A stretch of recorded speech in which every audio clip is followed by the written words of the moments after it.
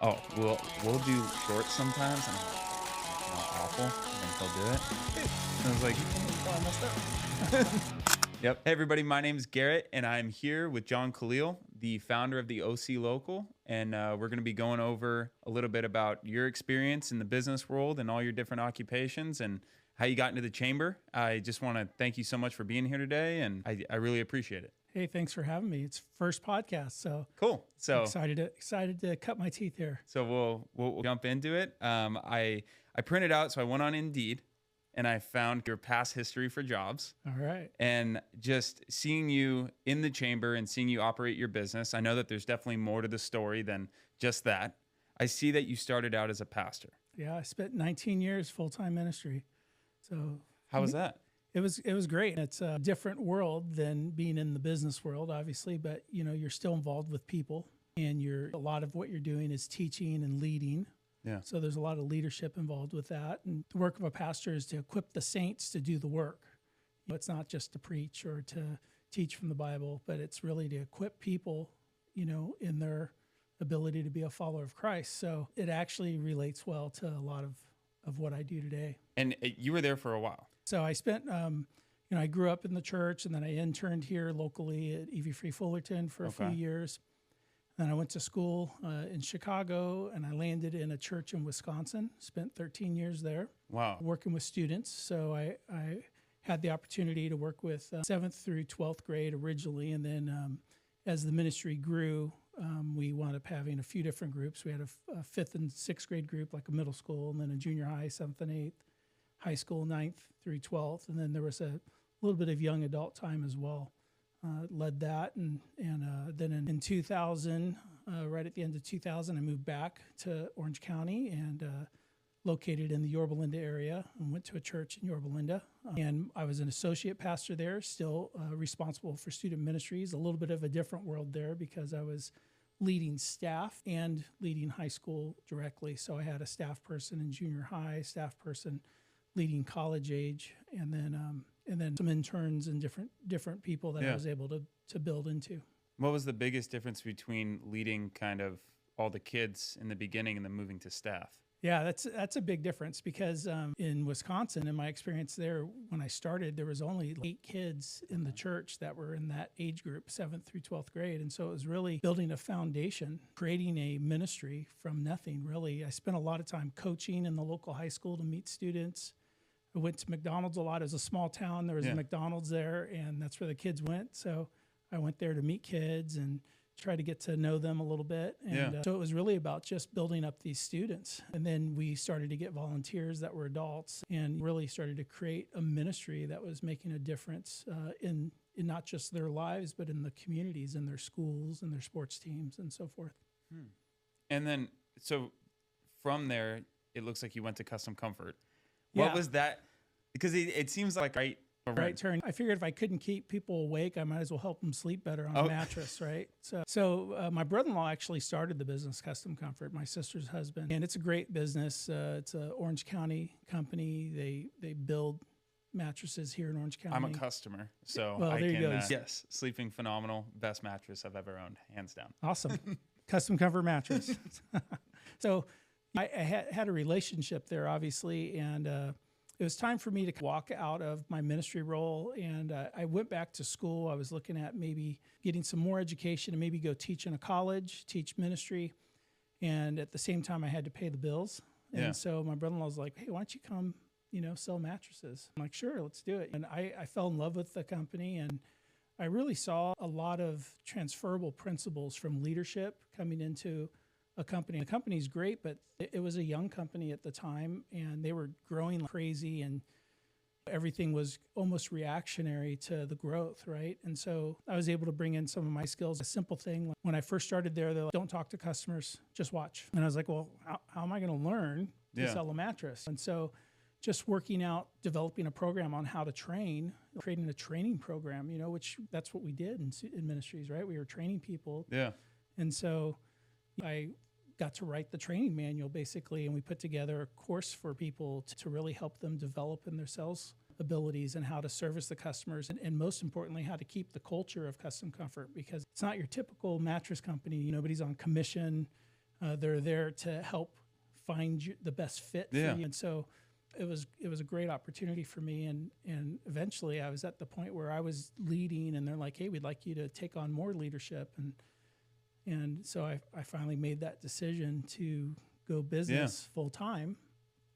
And so in between there, you were still working at the church and there? No, I was going to school. I was in graduate school and working on that. And I was working full time, but I was kind of on the side doing some leadership stuff while sitting in a showroom. If there wasn't customers, I would be working on that, taking on other leadership things. Even one of the first things they said, hey, we're trying to look at our merchant card services. Well, I didn't know anything about merchant card services. So I just started learning about it and how do we save money with that. And so just started working on that. And then there was our phone systems. Hey, can you figure out our phone system? We had multiple stores. And so I started working with that and just taking on leadership. And eventually they're like, we'd like you to come and lead our team.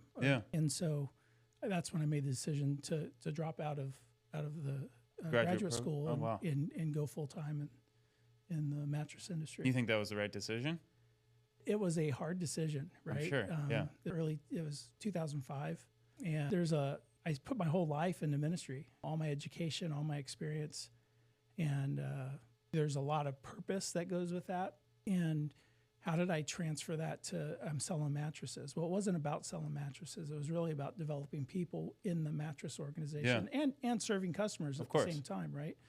And one of the beauties of Custom Comfort, this is a big commercial for Custom Comfort, isn't it? So one of the beauties for them is that they're like a family business, and they truly are. And developing people within the company and seeing guys start out, maybe they were delivering beds and now they're selling beds, or maybe they were working in the factory and now they're running the factory or whatever. So, development from within was really important. And when you got there initially, were there systems in place, or was it like they were growing and they're growing so fast that it's like, I remember when rates were low, when we were growing crazy, it felt like we were building the plane as it was kind of going down. You're like, oh my God, I didn't think we were going to grow this fast. So you put in systems, but maybe they're not the best systems. Was that kind of like you were fixing the systems?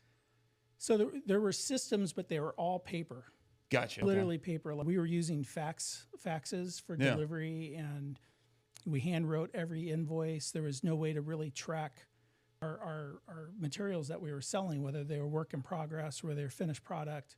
So there was all kinds of systems that just weren't there. And they had outgrown being able to do it the way they were doing it. And they did a great job. And I'll tell you what, nobody works harder than Mel and his brothers running the business. But they just needed to maybe have somebody come along. I didn't know anything about what's an operating system. We didn't do that in church, but I could learn about it. And so we put together the first system that tracked our inventory, our deliveries, and our sales. And so all of a sudden we were getting instant information back. We could tell exactly how make better decisions quicker. Well, the problem is that we were getting information we weren't used to getting. And so sometimes what does that even mean? Sometimes we were reacting to information and going, hey, whoa, let's wait. We don't have like a bar set, right? We didn't know what this stuff was 3 months ago. So maybe it's been like that the whole time. It's been working fine. Right. Yeah. That's interesting. So instead of making decisions reactionary to it, we had to set a baseline and work off of that. So then going from there, it looks like you went to the Los Angeles Regional Small Business Development Center. That's a mouthful, huh? Yeah, long one. I like long email addresses. The SBDC. SBDC, Small Business Development Centers. Yeah, I had the opportunity to go and be the operations manager for Los Angeles County. How did that happen? SBDC. Well, I applied for the job. Okay. In 2010, furniture, that was a tough world. I mean, everybody in the economy was and people. Mattress is a kind of but to a certain extent, it's kind of a luxury. Yeah, I mean, whether you're going to get a new one every 7 to 10 years. I can go another year. Yeah. Year. And so, honestly, they laid me off. I was one of the more expensive employees there. And so I started applying for jobs, and I got some interviews, and it was a great opportunity. It was hosted, where I worked was hosted by Long Beach City College. Okay. And so, I worked, and it was a great opportunity to learn about business. I mean, I had experience, running on business that was, not just a retail store, but it was a factory. It was a logistics center. It was retail stores, multiple units, right? And so going to the SBDC, I wasn't necessarily directly involved in consulting business owners or new entrepreneurs. I was actually there helping the different service centers we had, which are like their stores or consulting areas all across LA, helping them be organized and set goals and put together systems that help To them. better help her in the program. Yes. Yeah. Because they're graded on the major things they're graded on are new business startups, right? That's great. That's the backbone of our country, right? Yeah. Capital investments. Are people putting money back into their businesses? Are they growing their business? Are they going out and getting funds to their business to maybe buy inventory or a new location or upgrade their machinery or whatever that might be? And then the thing was new jobs, things that the funds from the SBA came from were based on our scores in those areas. So my job was to help these service centers really see what are our strategies to increase those three things and others, right? But that was kind of the main bit. And that taught me a ton about business. Just seeing a bunch of small businesses, I feel like you see, it's interesting when you're in a room with a bunch of small businesses because they all have similar problems. They all have the same three problems. Yeah. What would you say those are? Cash flow. Okay. Number one is cash. Two is, sales, marketing. Number three is staff, employees, training that staff, keeping that staff, paying that staff, which goes to cash flow, right? Yeah. So interesting. So from there, it looks like another pivot to Gateway One Lending. Yeah, Gateway One Lending. One of my friends started that business, and they were relocating to a larger facility, and they had needed somebody to kind of help project. And so I did that on the side. And while you were at SBDC, it was actually it was Custom Comfort in SBDC. It was just a quick 2-month project, right? And so helped them relocate and do it, kind of on a Friday. And we opened Monday from 3 locations into one big location. And, that's all a project. It was all technology. So they're indirect auto loans, right? And so they're all the dealers around the country are calling, for financing, right? Yeah. Trying to, buy the PO. So I did that, and I just obviously stayed in communication with them. And then within that year after I had done the project, they were acquired by a publicly traded bank, and they were becoming the indirect auto loan for this like national, an arm of that bank. Yeah, that's the bank had done auto loans, and this was their arm. And so they called me and said, "Hey, we're going to grow fast. We need you to come in and help us, be organized." And so it was a good opportunity. So it was hard to leave SBDC because I really liked what I was doing, but this was in my backyard. Wasn't traveling to LA anymore. Yeah. Honestly, the pay was better. There's all those kinds of things that went into it. But it was great because it taught me a lot of other things that I didn't know being, just in the small business areas. This was a large publicly traded business. I remember, I was about a year, when I started, I was the 136th employee, and a year later, we were at over 1,000. Oh my God. And we had just blown up all over the country, opening up centers. And one of my jobs was opening up those centers and getting them online and ready to go. I wasn't staffing. HR was doing that, but I was making sure that when they hired, there was somewhere for them to sit, work, and be able to communicate. Right? Yeah. And about a year, about that, we were, and they say, hey, we're being different federal agencies.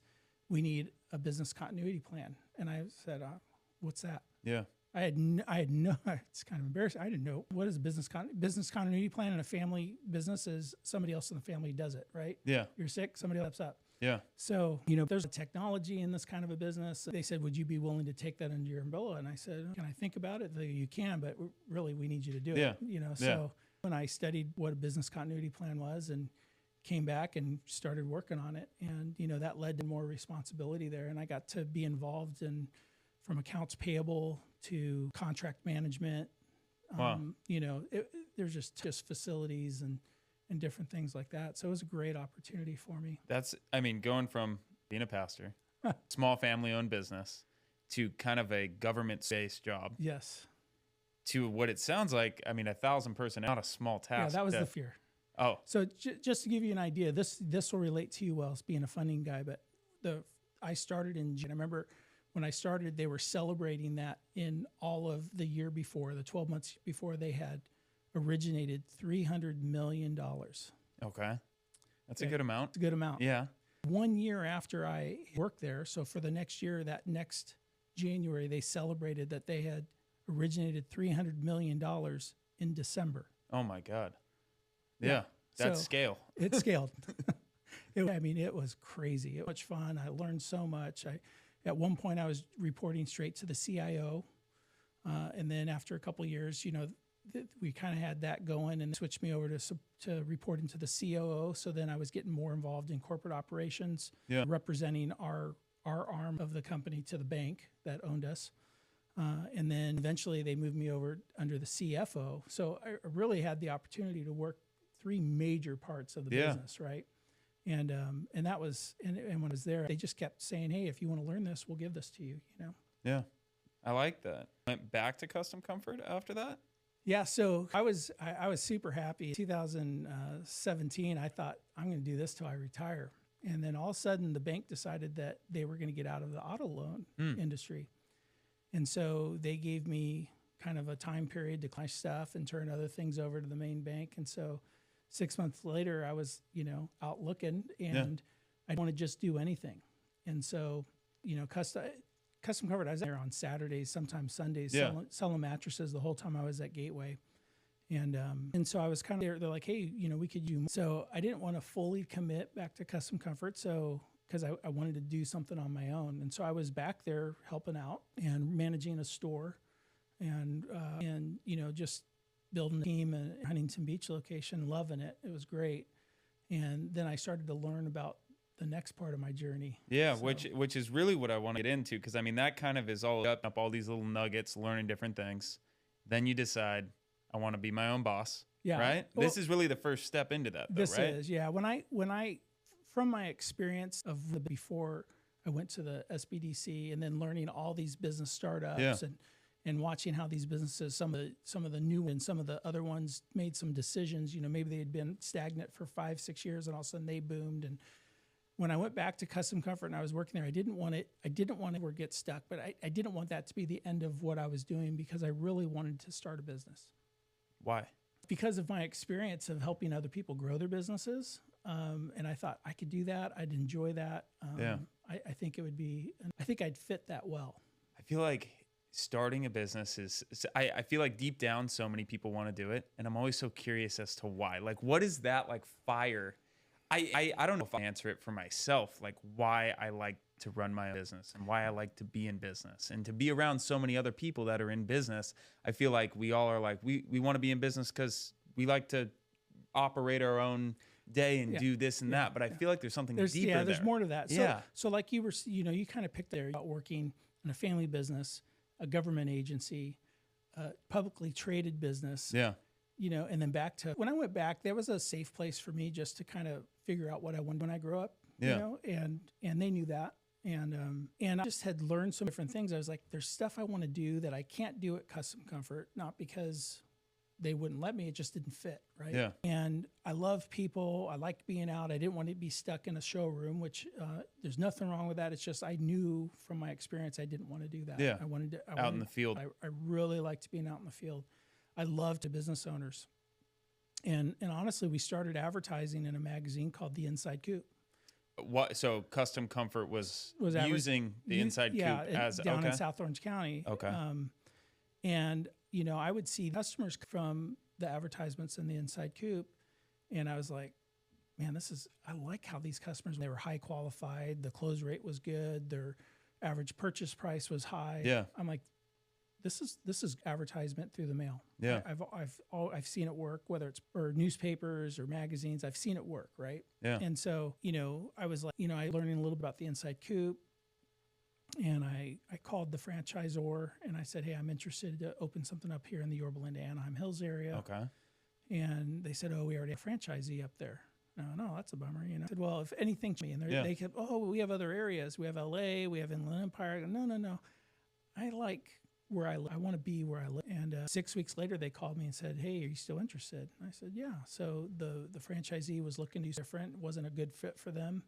I met with them, we made a deal, and I took over I bought out the area and started growing the business.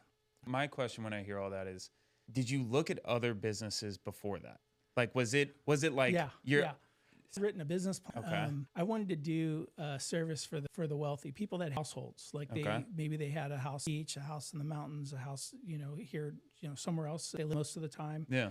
Or, maybe they spent part of the year there. And I had written a whole business on how to contract and basically be a subcontractor of people, from maid service to pool care to, even doing like renovations from one to the other and kind of having like a concierge service for these that, they didn't have to deal with, when they left, that house was trash was taken out, everything was done. Right. Yeah.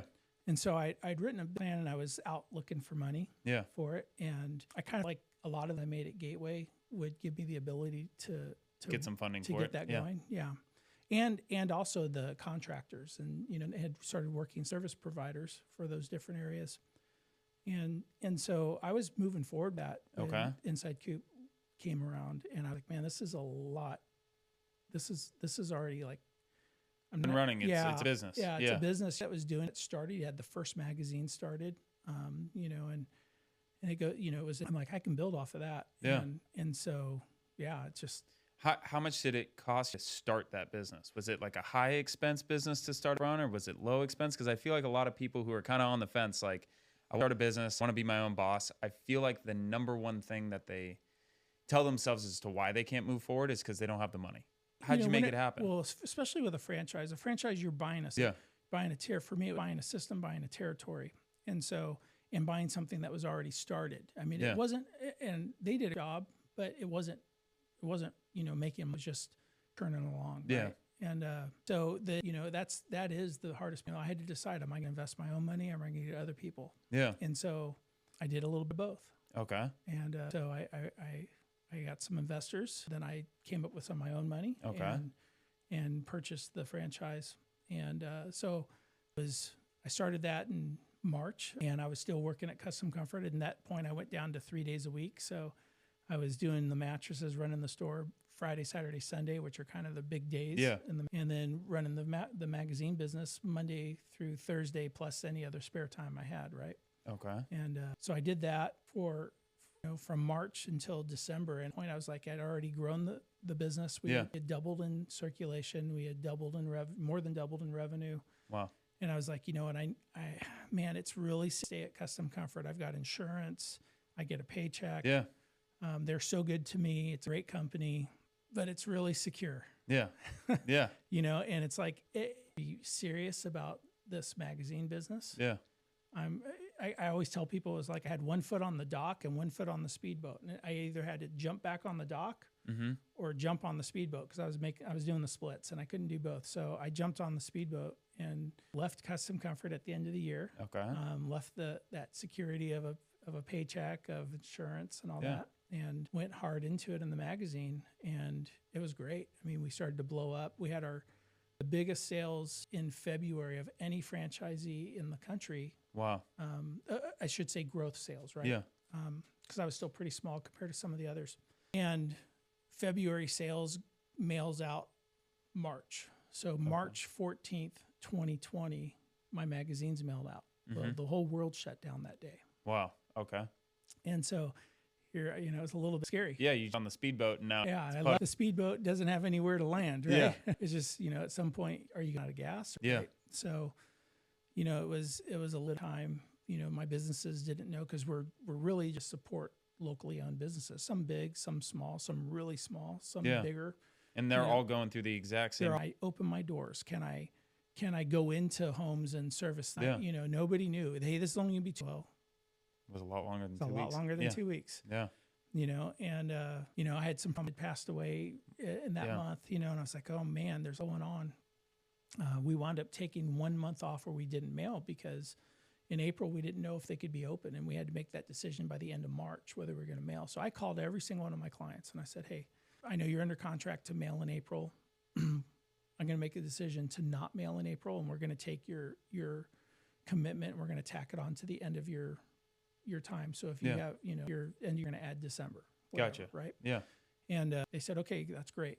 So, I did this here month, no income. And I was a little nerve wracked, and I was like, oh, can I PCP, loan? Nope. Didn't qualify for that. Didn't have employees. Well, I could do an idle loan. Yeah. So, all right, I'll do that.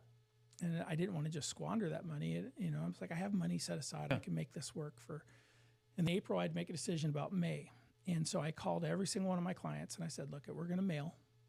And if you want to be in it, you can. If you don't want to be in it, we'll take that May month and we'll tack it on the end of your contract. They're like, okay, great. And that's because some of their businesses were shut down, where marketing for them potentially wouldn't do anything. Yeah, they didn't know if they could, Yeah. they were a restaurant, they didn't have the carry out or delivery. Yeah. They didn't know if they'd be open. Gotcha. If they were an air conditioning company, if they could go into the home. If they were window replacement, those services, and then what their employee was, right? Because a lot of people were getting, unemployment. They weren't, you know how it went. Was People don't work. Time. Yeah. So crazy experience. So I wound up enough that said they want to do it that we wound up mailing in May. Okay. And what I did is I took that on and I went to all the restaurants and I said, hey, I want to sponsor your ads for the next few months. And, in May, I'm going to pay 100. In June, I don't remember that it was. It just stepped down but you essentially subsidized them in that time. Yeah, I actually did what the idle loan was supposed to. It was supposed to help businesses grow, right? Yeah, which is amazing. Yeah, I feel like a lot of people yeah, did. A lot of people just use it for their living expenses, right? and And I know I'm going into the business and into these local businesses and God bless. I mean, we just exploded. Yeah, and we wound up adding 2 more magazines, 2 more zones. So in 2020 we more than doubled our revenue, and to this day a lot of people with me because of just being there when it was hard. Yeah. Wow. Not that it hasn't been hard. No, I think in business it comes in waves. I mean, you definitely got to take the easy days when there, but I think the majority of it is an uphill battle. Yeah, definitely. Big time. What had you transition from that to the OC Local? So, because it's the same business. Everybody's going digital, and you're like, no, I want to stick to the mailbox. I'm going to stick to the mailbox. So the OC Local came out of basically a franchisor. The franchisor in November of 2020 announced that they were selling to another direct mail marketing company. Okay. And one of the things they do is they do a lot of national ads, and they wanted to put national ads in my magazine, and I didn't want that because my passion was locally owned businesses. My passion is to get communities to be shopping and doing business with the businesses in their community. And so we had, some going through a settlement in July of 2021, and that's when OC Local the was OC born? Local was born. I was able to, I had to go back to all my clients and ask them if they wanted to join me. Yeah. And they did.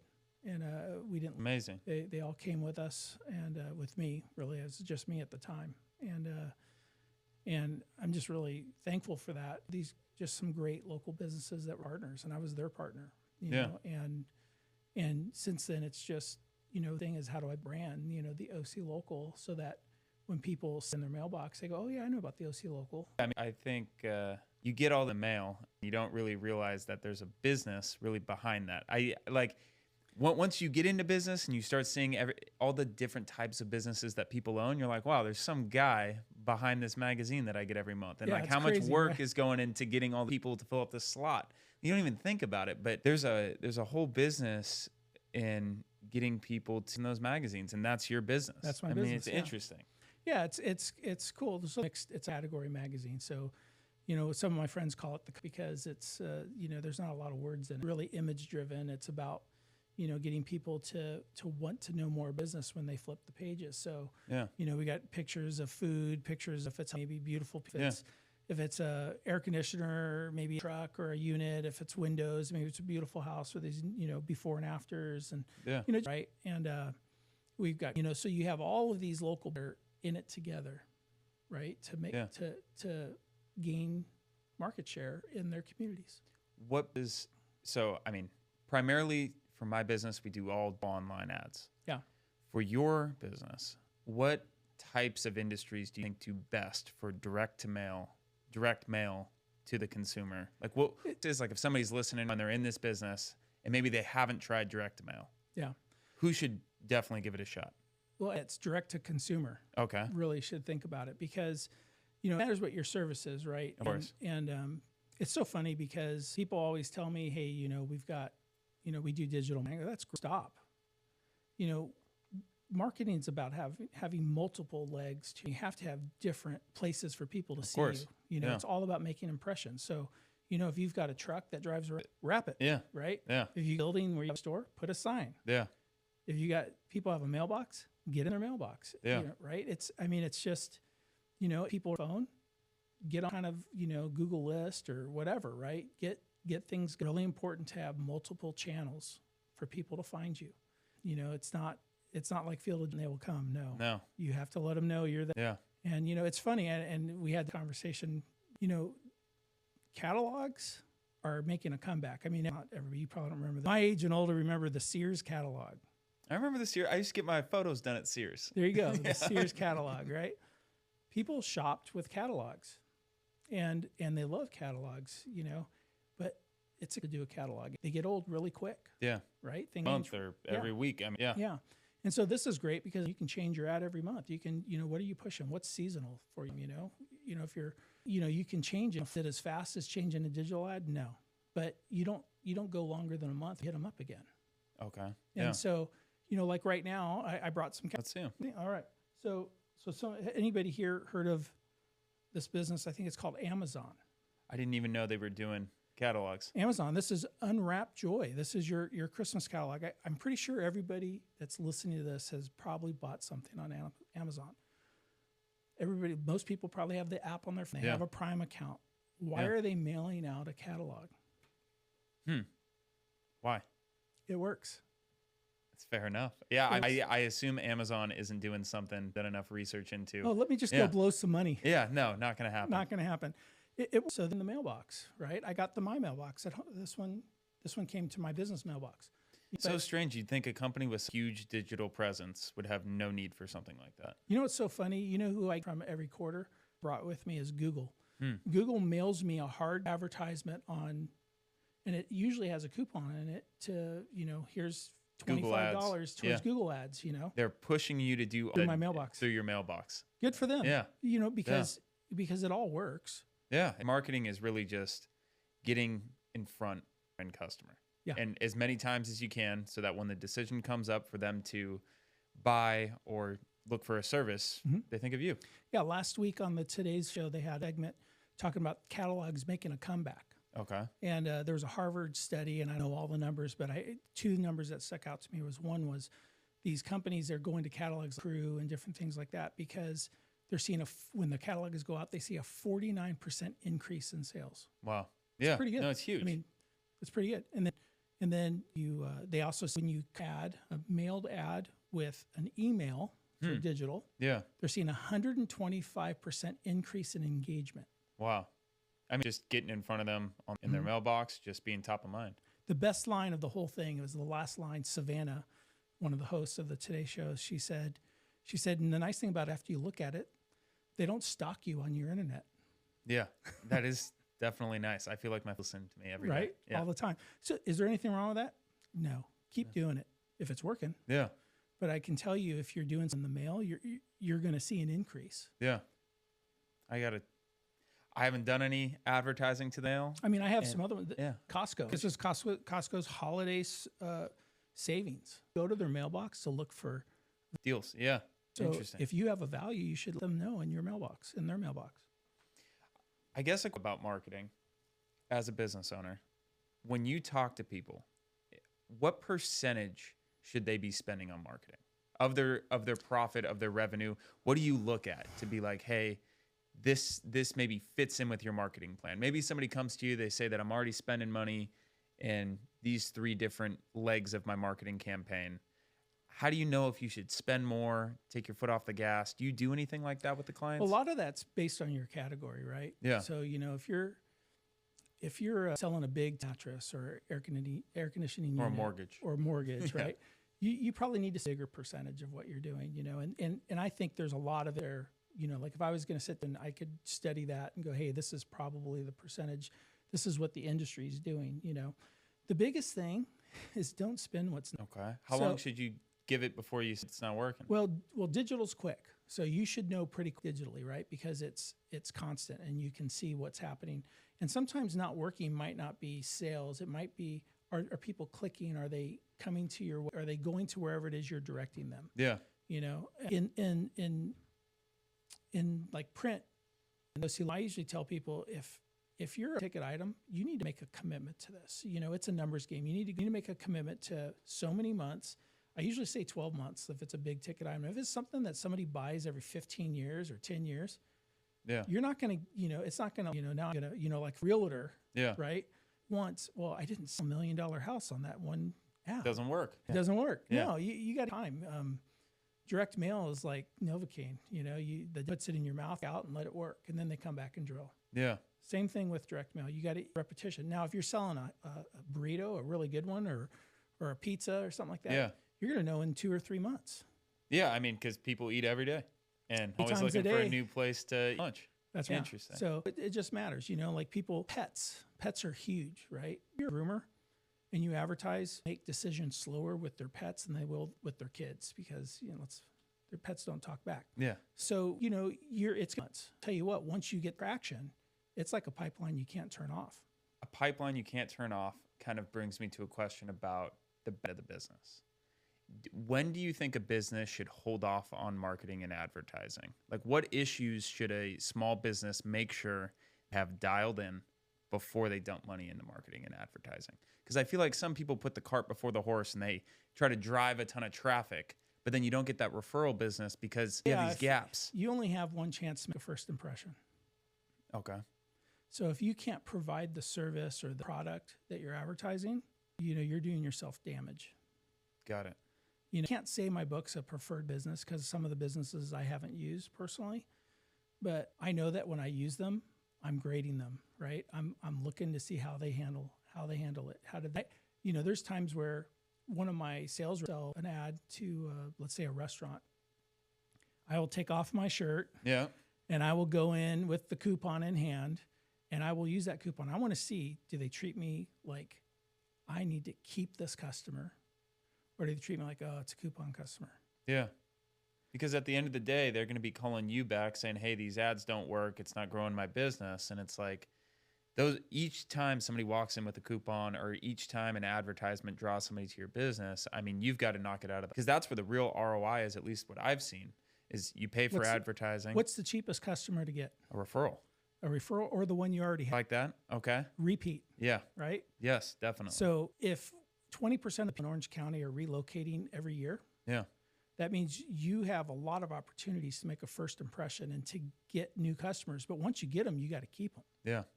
And if you can keep them, man, all an ad does is remind them, oh, I haven't been back to that place. Yeah. I should go back. Yeah.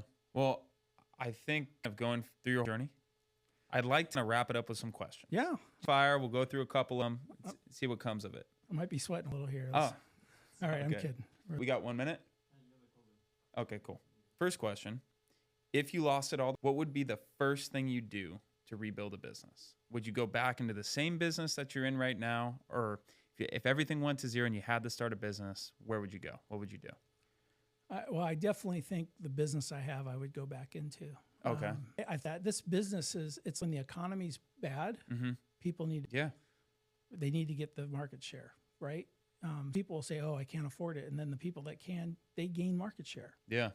So it's almost economy proof in that way. And when the economy is growing, we're growing too. These businesses are growing. Oh, I need to advertise more. I need more business. I need to hire more people. So I need more business, right? So this is a business that I don't think ever going to go away. I mean, the only thing that could ruin this is the USPS. And I don't want to talk bad about them, but they're not the easiest partner. So if you can let me deal with the USPS for you, you're good. You're solid. Interesting. Okay. Can you share a moment when you felt syndrome, the feeling that maybe you weren't cut out for this and how you managed to push through? Yeah. So when I first started, I really get health and beauty places in, but I'm a big bald guy. Okay. I walk into a salon and help you. I need to, Yeah. You don't fit in out. And I couldn't get to talk to me, but that's like in the whole thing. Sometimes you're like, is this working? Businesses, because, I'm in there when I'm talking with a business owner, man, I'm like, I want to see them. And Taking their hard-earned money and some, hey, if you market with me, it's gonna be good for you. yeah, That's a lot of stress. I mean, that's where, some that's of where, these small, not a big budget. yeah, they're taking a chance. I mean, for like going to Vegas, it's not, but that's what that's Yeah, what of course. And so you just feel like when you have a new business or a business and they're trying to do something new, they're trying to step out, they're trying to gain some market share, and maybe the community's not responding to their ad. You're like, man, like we're not doing. You send out a 32-page magazine, and more than half the people are getting response in that magazine, but yet, less than half aren't, or just or just that one. Yeah, yeah. You're just like, you feel horrible. You're like, what did we do wrong? Is the call to action wrong? Or Yeah, and there's so many. It's like a black box because there's so many things that go into it other than, hey, I paid for advertising. Where are the customers? Because it's like you could do everything right, but maybe their employees is having an off day, oh yeah, and all of a sudden you're bringing these people in, but they're not getting a good experience when they go there. I mean, there's Yeah. So I mean, there's times like we number for some businesses, and so like they put in the ad and number in, that's our number, but it points to their number. Well, that I can tell how many times it's wrong, how many times it's answered. I can listen to the conversation. Yeah.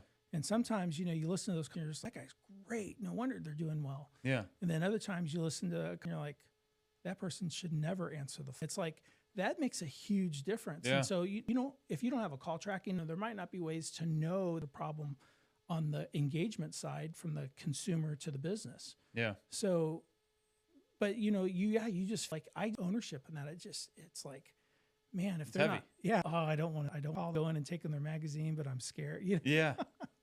I've got one more, and I'd honestly really hear the answer. So if you could go back and talk to your younger self, or maybe a young entrepreneur who's right on the fence, he's like, I want to start a business. I've got a good job, but my passion's not here. I think I can do X.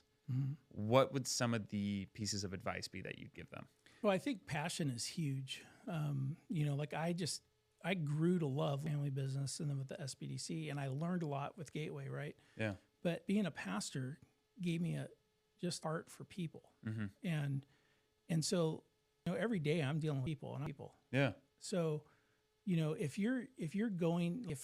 to go back young self, anything I tell myself is if you're working with people and you're helping people grow, helping people be better at what they do, or just get stronger. Yeah.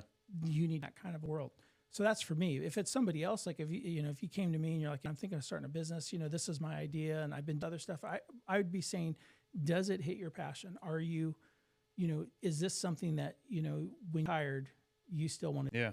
When you're at your wit's end, when you feel like an imposter. But I feel like so many people would answer that, I don't know what I'm passionate about. Do you have a solution for that? Do you have like kind of some advice for somebody who's in there? Like, because I feel like I go to the same place, and I don't know if I found my passion of mortgages and operating my business from just doing it and putting in the time and failing at it and getting better at it, where I've almost found that my passion comes from the progress, where I know where I started and I've seen how far I've come, and I like that about it. Where in the beginning, there's been no progress because you just started, so it's hard to be passionate.